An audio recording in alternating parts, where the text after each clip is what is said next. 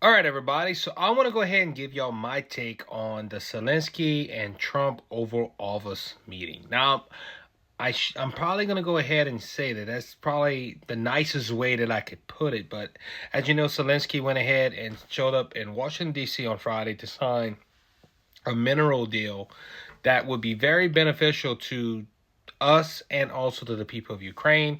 J.D. Vance was talking about diplomacy, and Zelenskyy thought it'd be better to go ahead and give him a history of the diplomacy of Ukraine and kind of basically insulted, in my opinion, J.D. Vance and Donald Trump. And that's when J.D. Vance and Donald Trump stood their ground and did what good leaders are supposed to do and defend their country, like Zelenskyy should. I'm not just saying that. Maybe he was doing that. Maybe people saw it.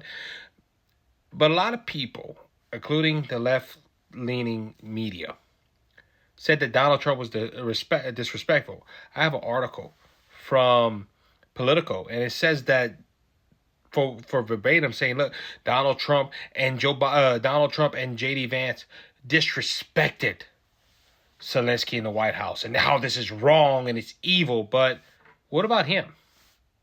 I just did a podcast talking about this. They went ahead and criticized Elon Musk for not showing up into the White House with a proper suit, but this man did not show up in a suit. It looked like he had silk pajamas on, and guess what? Everybody's just saying how he was disrespected. But what about him disrespecting us? Not showing up to the White House in a suit. You don't hear that from the left-leaning media.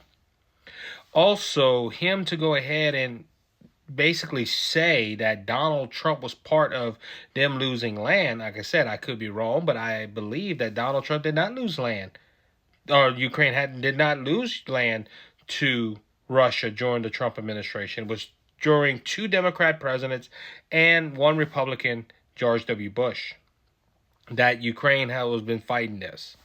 Again, I could be wrong on that. And if I'm wrong, I will take the blame. I'll make a video and say, hey, I was wrong on that. But to my knowledge, Donald Trump, they didn't lose no land to Russia under the Trump administration. The first Trump administration back from 2017 to 2020.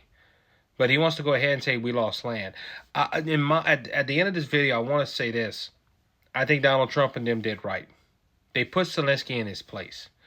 On one final note with this, why did he do this? He asked for the media to come in. He wanted to do this in Washington.